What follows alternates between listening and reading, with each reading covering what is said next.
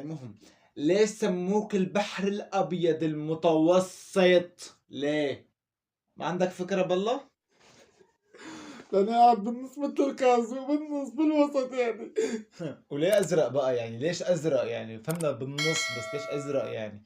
فهمنا. آه، لأ بامزح.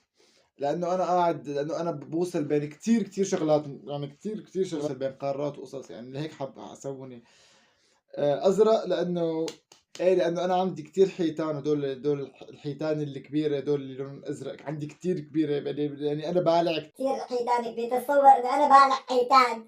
تصور واحد مثل الخازوق هذا مكتب بالله العظيم مكتب. لا شربك على سؤالك، لا تسألني، قلت لك ألف مرة لا تسألني. خلص لا تبكي، خلص بنروح لغيرك بنسأله. ده أنت ليش سموك